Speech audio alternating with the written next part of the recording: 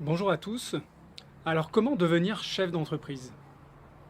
Déjà, entreprendre, c'est démarrer quelque chose, commencer à faire quelque chose avec une visée économique. Un futur dirigeant d'entreprise décide de devenir, de créer une entreprise, de devenir un entrepreneur, parce qu'il a une idée en tête.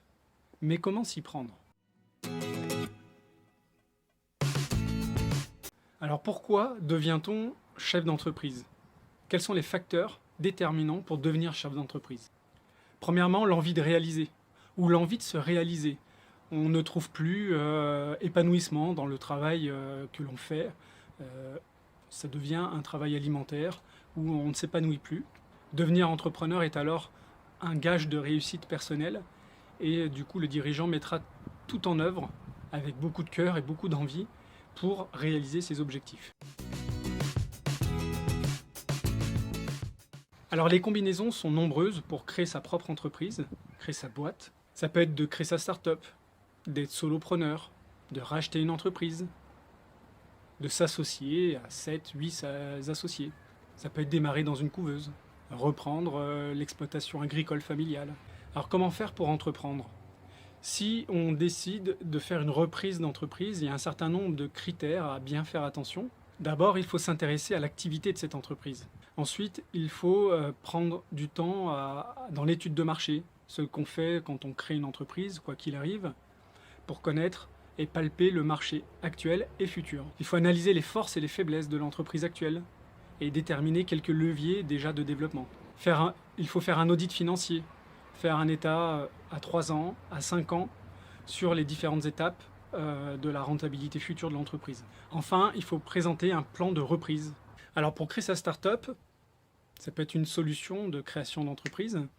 Il faut déjà avoir trouvé le produit technologique innovant qui va pénétrer le marché. Il faut rechercher des financements parce que la plupart du temps, il y a quand même un investissement important à la création d'une entreprise start-up. Et il faut rechercher les compétences nécessaires dans le développement de cette entreprise. On peut aussi rentrer en franchise. Alors attention, ce n'est pas si simple que ça de prendre une franchise. En tout cas, les franchises ne permettent pas d'avoir un pack complet de création d'entreprise prêt à mettre en œuvre. Donc il faut quand même avoir une démarche de trouver son local, de créer ses statuts, de trouver les financements. Alors comment entreprendre pour résumer? Donc il faut définir l'activité de l'entreprise. Il faut faire une étude de marché. Il faut définir les canaux de distribution et la façon de communiquer.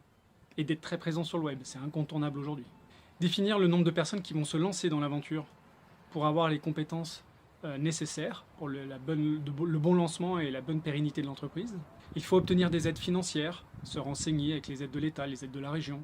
Et il faut rechercher les financements qui vont permettre le bon fonctionnement de l'entreprise. Alors il y a plusieurs secteurs porteurs, je ne vais pas vous l'apprendre, toute la partie écologie, environnementale, tous les produits à forte technologie, les réalités virtuelles, le coaching de vie, le coaching culinaire, le coaching d'entreprise, le coaching sportif, le commerce en ligne, en tout cas des solutions de distribution en ligne, les métiers du digital et de la sécurité sur Internet, et aussi le secteur agroalimentaire avec des produits véganes, sans gluten, etc.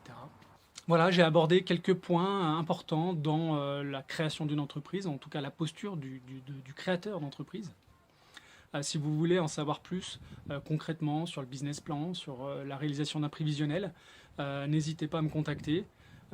Informez-vous sur mon site internet mfconseiltpe.fr ou contactez-moi directement.